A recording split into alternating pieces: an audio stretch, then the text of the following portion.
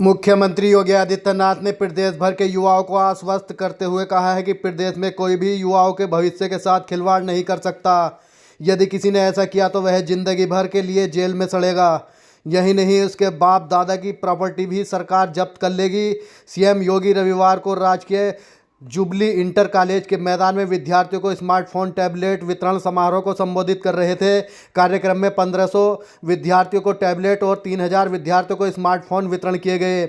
मुख्यमंत्री ने 15 विद्यार्थियों को टैबलेट और 10 विद्यार्थियों को स्मार्टफोन अपने हाथों से प्रदान किया। इस अवसर पर सीएम ने 26 माध्यमिक विद्यालयों में 17.35 करोड़ रुपए के प्रोजेक्ट अलकार के कार्यों तथा 141 माध्यमिक विद्यालयों में 7.58 करोड़ रुपए की लागत से बनने वाले 330 प्रीमियम स्मार्ट क्लासरूम का शिलान्यास भी किया। 4 इंटर कॉलेजों के प्रधानाचार्यों को उन्होंने स्मार्ट क्लास का प्रमाण पत्र भी सौंपा। समारोह में मुख्यमंत्री ने कहा कि यूपी में सिर्फ स्मार्ट सिटी ही नहीं होगी, बल्कि स्मार्टफोन और स्मार्ट क्लास से जुड़कर यूपी के युवा पूरी दुनिया के सामने स्मार्ट युवा बनेंगे। मुख्यमंत्री ने कहा कि नवंबर 2021 में स्वामी विवेकानंद युवा सशक्तिकरण योजना लॉन्च कर स्मार्टफोन और टैबलेट वितरण का कार्यक्रम शुरू किया गया। इसका उद्देश्य युवा शक्ति को डिजिटली सक्षम बनाना है ताकि भविष्य में कोरोना जैसी कोई महामारी पठन पाठन को बाधित न कर आए। उन्होंने कहा कि कोरोना काल में जब भौतिक रूप से पठन पाठन ठप हो गया था, तब पीएम मोदी ने तकनीक से जुड़ने का विजन दिया।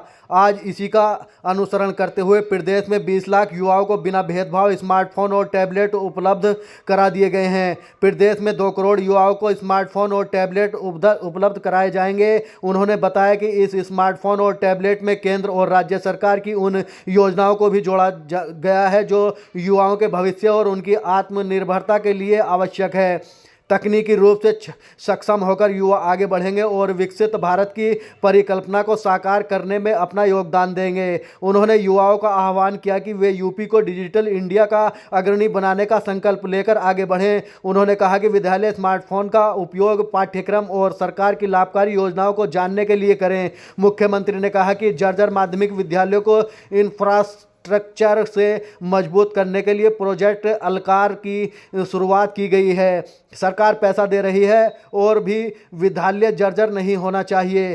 प्रोजेक्ट अलकार में राजकीय विद्यालय के लिए सरकार 100% अनुदान देती है, जबकि सहायता प्राप्त अशासकीय विद्यालयों को 75% अनुदान सरकार देती है और 25% हिस्सा विद्यालय प्रबंधन को देना होगा। संस्कृत विद्यालयों को इसमें 90% अनुदान मिलता है। उन्होंने कहा कि विद्यालय को जर्जर हालत से मुक्ति दिलाने के साथ नियमित सफाई पर भी ध्यान दिया जाना चाहिए। सीएम ने बताया कि आज प्रदेश भर के लिए प्रोजेक्ट अलकार के कार्यों का शुभारंभ हो रहा है। गोरखपुर मंडल में 69 विद्यालयों में इसके तहत कार्य होंगे। सीएम योगी ने माध्यमिक विद्यालयों के लिए प्रीमियम स्मार्ट क्लास की चर्चा करते हुए कहा कि इसके लिए CSR फंड से पैसा दिया जाएगा। स्मार्ट क्लास को डिजिटल लाइब्रेरी से जोड़कर इसे और उपयोगी बनाया जा सकता है। उन्होंने कहा कि शिक्षक और विद्यार्थी स्मार्ट क्लास का उपयोग जरूर करें। पूरी दुनिया इससे जुड़ रही है। इसे लगाने वाली कंपनी कुछ समय तक फ्री सर्विस देगी। उन्होंने कहा कि जब आप सीखना प्रारंभ करेंगे तो कहीं भी मात नहीं खानी पड़ेगी। सीएम योगी ने कहा कि नए भारत ने नए उत्तर प्रदेश में शिक्षा व्यवस्था राष्ट्रीय शिक्षा नीति के अनुरूप नई हो रही है। सरकार इसी हिसाब से इंफ्रास्ट्रक्चर तैयार कर रही है। सरकार का संकल्प है कि यूपी का युवा दुनिया में किसी से पीछे नहीं रहेगा। प्रतियोगी परीक्षाओं की तैयारी कर रहे युवाओं के लिए सरकार ने हर जिले में अभ्युदय कोचिंग व्यवस्था की है। मुख्यमंत्री ने कहा कि आज देश बदल चुका है। यहाँ सुरक्षा है तो समृद्धि भी है, आजीविका है तो आस्था का सम्मान भी है। जबकि पहले युवा आस्था, समृद्धि और सुरक्षा की चर्चा नहीं होती थी। 2014 के पहले यही हालात थे। आज देश दुनिया की 5वीं सबसे बड़ी अर्थव्यवस्था है। कार्यक्रम में मुख्यमंत्री योगी आदित्यनाथ ने फिर एक बार मोदी सरकार का नारा दिया। कहा कि तीसरी बार मोदी सरकार बनने का मतलब देश को दुनिया की तीसरी सबसे बड़ी अर्थव्यवस्था बनाना है, हर व्यक्ति और भारत को विकसित बनाना है। मोदी सरकार में कोई दुश्मन आगे नहीं लिख सकता। अगर दिखाएगा तो उसे सबक भी सिखाया जाएगा। कार्यक्रम स्थल पर पहुंचे मुख्यमंत्री ने सबसे पहले स्मार्ट क्लास के सिस्टम को डेमो स्टेशन से समझा। कार्यक्रम को संबोधित करते हुए सांसद रविकिशन शुक्ल ने कहा कि पीएम मोदी और सीएम योगी का सपना युवाओं को आगे बढ़ाना है। युवाओं को समय के अनुरूप तकनीकी दृष्टि से सक्षम बनाने के लिए मुख्यमंत्री योगी आदित्यनाथ बड़े पैमाने पर टैबलेट और स्मार्टफोन उपलब्ध करा रहे हैं। सीएम योगी जिस गोरखपीठ के पीठाधीश्वर हैं, उस पीठ से संचालित महाराणा प्रताप शिक्षा परिषद ने पूर्वी उत्तर प्रदेश में शैक्षिक क्रांति का सूत्रपात किया था। शिक्षा का प्रसार करना उन्हें विरासत में मिला है। आयोजन की रूपरेखा प्रस्तुत करते हुए अपर मुख्य सचिव माध्यमिक शिक्षा दीपक कुमार ने कहा कि शिक्षा की गुणवत्ता मुख्यमंत्री की शीर्ष प्राथमिकताओं में शामिल है। उन्होंने कहा कि आज वितरित किए जा रहे 1500 टैबलेट और 3000 स्मार्टफोन की कुल लागत 5 करोड़ रुपए है। इस अवसर पर महापौर डॉक्टर मंगलेश श्रीवास्तव, विधायक विपिन सिंह, प्रदीप शुक्ल, भाजपा के जिलाध्यक्ष युधीश्वर सिंह, महानगर अध्यक्ष राजेश गुप्ता, ज्योति प्रकाश मस्करा आदि प्रमुख रूप से उपस्थित रहे। 3 बड़े कार्यक्रम को हम आगे बढ़ा रहे हैं, जिनमें अभी मंच पर आपने देखा होगा कुछ छात्रों को स्वामी विवेकानंद युवा सशक्तिकरण योजना के अंतर्गत टैबलेट और स्मार्टफोन का वितरण हुआ। इसके साथ ही गोरखपुर की 330 स्मार्ट क्लासेज को शुभारंभ करने के लिए प्रमाण पत्र वितरण का भी एक कार्यक्रम है और प्रोजेक्ट अलंकार के अंतर्गत गवर्नमेंट इंटर कॉलेजेज में, गवर्नमेंट गर्ल्स इंटर कॉलेजेज में या सरकार के द्वारा अनुदानित अशासकीय इंटर कॉलेजेज में भवन निर्माण के लिए सरकार के अनुदान कार्यक्रम को आगे बढ़ाने का एक नया अभियान है। इस कार्यक्रम में जुड़े हुए प्रदेश भर के हमारे सभी जो संस्थाएं आज इस कार्यक्रम के साथ जुड़ी हुई हैं, उसके भी प्रधानाचार्य और वहां के छात्र छात्राएं भी होंगी। इन सभी कार्यक्रमों के लिए मैं उत्तर प्रदेश के उन लाखों छात्र छात्राओं को जो इस अभियान से लाभान्वित होने वाले हैं, विद्यालयों को, उनके शिक्षकों को, प्रधानाचार्यों को और शासकीय सहायता प्राप्त अशासकीय विद्यालयों के प्रबंधकों को भी मैं हृदय से बधाई देता हूं, अपनी शुभकामनाएं देता हूं। 3 प्रकार के जो एक कार्यक्रम है, जिसमें पहला मैंने बताया कि टैबलेट और स्मार्टफोन 2021 में, नवंबर 2021 में हम लोगों ने इस योजना को प्रारंभ किया था। इसके पीछे का उद्देश्य था कि हम प्रदेश की अपनी युवा शक्ति को डिजिटली सक्षम बना सके।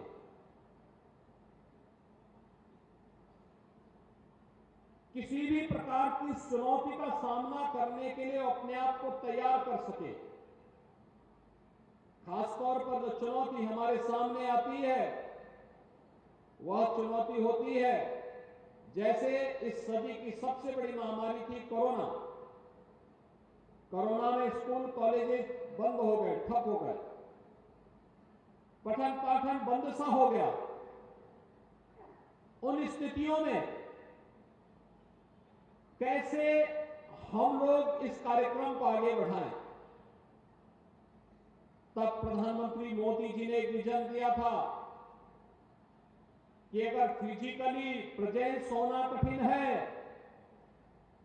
तो हम लोग तकनीक का उपयोग करें वर्चुअली। लेकिन इसके लिए भी 2 चीजें महत्वपूर्ण थी। एक, अगर विद्यालय से वर्चुअली क्लास लेनी है तो उनके पास स्मार्ट क्लासरूम होना चाहिए, और दूसरा, वहां पर इंटरनेट की सुविधा के साथ ही हम यह भी सुनिश्चित करें कि जिसको घर में बैठे बैठे इस सुविधा का लाभ लेना है उसके पास टैबलेट या स्मार्टफोन की सुविधा हो। और मुझे बताते हुए प्रसन्नता है कि पिछले 2-3 वर्ष के अंदर हम लोगों ने प्रदेश के अंदर 20 लाख से अधिक छात्रों को अब तक टैबलेट और स्मार्टफोन उपलब्ध करवाने का काम किया है, जिस क्रम में आज गोरखपुर में भी 4000 से अधिक विद्यार्थियों को यह सुविधा उपलब्ध करवाई जा रही है। बिना भेदभाव के हर युवा को, जिससे वह तकनीकी दृष्टि डिजिटली अपने आप को सक्षम कर सके। आप इसमें देखेंगे आपके टैबलेट स्मार्टफोन में केंद्र और राज्य सरकार की युवाओं से जुड़ी हुई सभी प्रकार की, छात्रों से जुड़ी हुई सभी प्रकार की योजनाओं को उसमें जोड़ा गया है। आप अगर उस स्मार्टफोन और टैबलेट को देखेंगे तो उसके माध्यम से आपको केंद्र और राज्य शासन से जुड़ी हुई सभी महत्वपूर्ण जानकारियां प्राप्त हो जाएंगे और उसके अनुरूप आप अपने आप को तैयार करके स्वावलंबन के रूप में अपने जीवन को आगे बढ़ाने में योगदान देकर के प्रधानमंत्री मोदी जी के विकसित भारत की परिकल्पना को साकार करने में अपना योगदान दे पाएंगे। तो एक टैबलेट और स्मार्टफोन वितरण का एक कार्यक्रम, इसमें हमें 2 करोड़ युवाओं को इस योजना के साथ जोड़ना है और यूपी को डिजिटल इंडिया मिशन के साथ देश के अग्रणी राज्य के रूप में स्थापित करना है। और इसके लिए इस बड़े कार्यक्रम में आज मुझे गोरखपुर में इतने युवा विद्यार्थियों के साथ जुड़ने का अवसर प्राप्त हुआ है, जिन्हें टैबलेट स्मार्टफोन प्राप्त हुआ है उन सबको मेरी बधाई। जिन्हें नहीं प्राप्त हुआ है वे इंतजार करें, उनको भी इस योजना का लाभ अवश्य प्राप्त होगा। इसके लिए मैं अभी से उनको अपनी शुभकामनाएं देता हूं। सर्विस भी देगी, फ्री में सर्विस देगी, उनके लोग भी उसके साथ जुड़े होंगे। और अगर आप एक बार उसके साथ जुड़ जाएंगे, आपकी हिचक दूर हुई, तो आप देखेंगे लंबे समय तक आपको डिजिटली उतनी मजबूती प्राप्त होगी और आने वाले समय में आप अपने आप को, क्योंकि अब तो हम इतना आगे इसमें मजबूती के साथ, पूरी दुनिया इधर भाग रही है, पूरी दुनिया इसके साथ जुड़ रही है। यानी हम लोग तो गांव-गांव में, कल हम लोगों ने उत्तर प्रदेश में कुछ नए कार्यक्रम प्रारंभ किए थे, जैसे मॉडल फेयर प्राइस शॉप। ये राशन की दुकानें अब हम मॉडल शॉप के रूप में विकसित कर रहे हैं और वहां पे कॉमन सर्विस सेंटर भी स्थापित कर रहे हैं। वहीं पे आप पूरे हम रेवेन्यू रिकॉर्ड को अब डिजिटली कर रहे हैं। अब उसमें लेखपाल को जरीब लगा के नापने की आवश्यकता नहीं पड़ेगी। उस समय के बाद आप देखना, वो तो एक जगह बैठ करके ही आप तय कर लेंगे कि आपकी जमीन का कोऑर्डिनेट क्या है और उसी के अनुरूप आपको आपकी जमीन पर कब्जा लेने से कोई वंचित नहीं कर सकता, क्योंकि वह तो आपके पास डिजिटली आपके पास एक प्रमाण हो जाएगा। एक बड़ा कार्यक्रम ऐसे ही, चाहे वो रेवेन्यू रिकॉर्ड हो, चाहे वो किसी भी अन्य प्रकार के कार्यक्रम, अगर आप यहां से सीखना प्रारंभ करेंगे तो आपको आने वाले समय में कहीं भी मात नहीं खानी पड़ेगी और अभी से उस सकारात्मक ऊर्जा के साथ जुड़ करके आपको अपने आप को आगे बढ़ाना है। और तीसरा कार्यक्रम हम लोग यहां पे जो प्रारंभ कर रहे हैं, जो प्रदेश की सबसे बड़ी योजना है, और वह है प्रोजेक्ट अलंकार। ये बहुत बड़ा कार्यक्रम है। मैं अक्सर जाता था, देखता था, मैं जिस भी जनपद में जाता था, पुराने विद्यालय जितने भी थे, इंटर कॉलेजेस थे, देखा ना 3-3 लोग, महापौर भी, सैजनवा के विधायक भी, महानगर अध्यक्ष भी इस इंटर कॉलेज से पढ़े हुए हैं, लेकिन भवन बहुत जर्जर है। नया भवन हमने 2 साल पहले बना करके तैयार किया यहां पे, लेकिन हमें इस चीज को ध्यान में रखना होगा कि पुराने इंटर कॉलेज सब जर्जर थे, आज उनके पास साधन नहीं थे और उनकी हालत खराब थी और कुछ भवन इतने जर्जर थे कि उनमें पेड़ भी जम गए थे।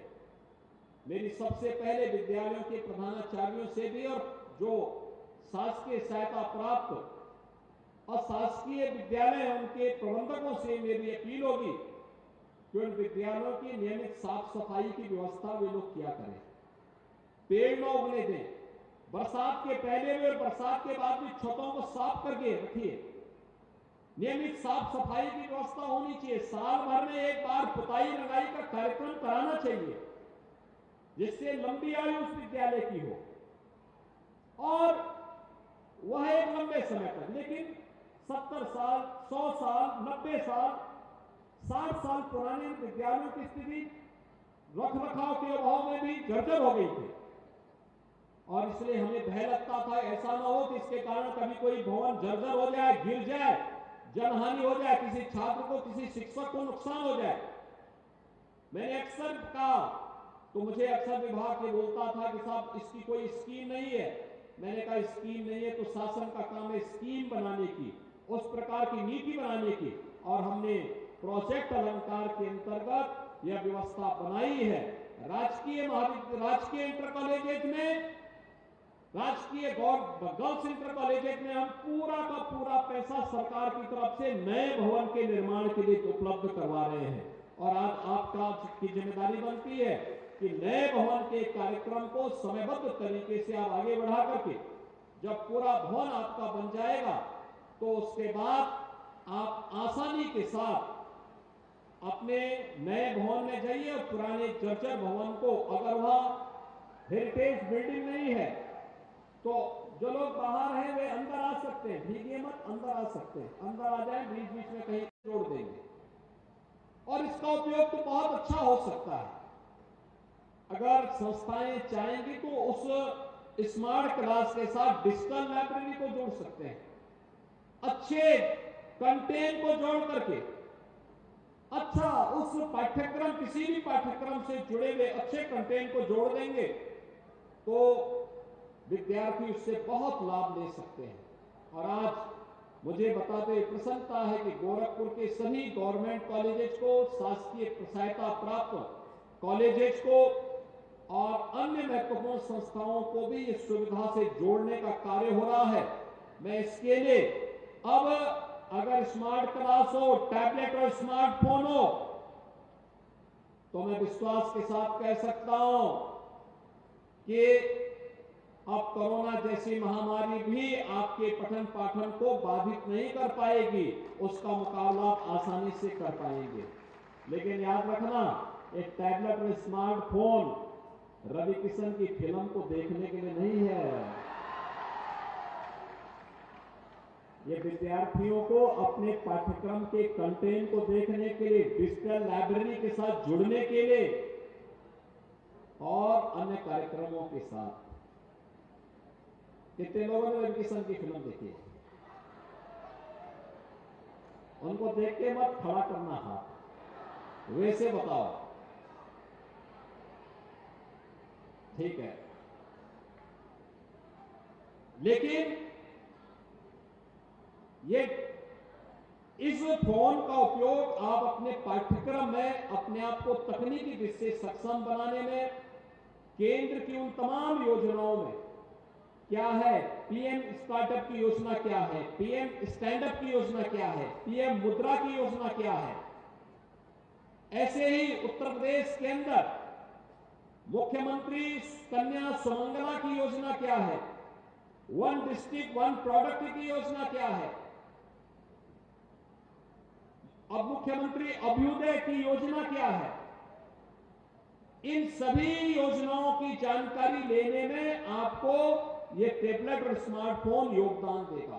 उसमें पाठ्यक्रम उसके साथ एक प्रोग्राम, उसके प्रोग्राम के साथ ये सब जो उस एप्लीकेशन का पार्ट होगा, आप इसको देखेंगे, इसका लाभ आपको प्राप्त होगा, आपको भटकना नहीं पड़ेगा, बल्कि आपका टैबलेट और स्मार्टफोन ही इस सुविधा का लाभ आपको उपलब्ध करवा देगा। और मुझे लगता है कि आपको इसको बेहतर तरीके से अपने आप को इसके माध्यम से अब न केवल स्मार्ट सिटी होगी बल्कि स्मार्ट युवा भी यूपी का होगा। यह योजना उसी दिशा से हम लोगों ने प्रस्तुत किया है। स्मार्ट क्लास और टैबलेट और स्मार्टफोन आपको स्मार्ट युवा के रूप में भी प्रस्तुत करेगा देश और दुनिया के सामने। तो इस कार्यक्रम को हम आगे बढ़ाने जा रहे हैं और इस कार्यक्रम के तहत आज इतने युवा विद्यार्थियों के साथ मुझे जुड़ने का अवसर प्राप्त हुआ है। जिन्हें सुविधा प्राप्त हो रही, उन सबको हृदय से बधाई, उन सबको मेरी शुभकामनाएं।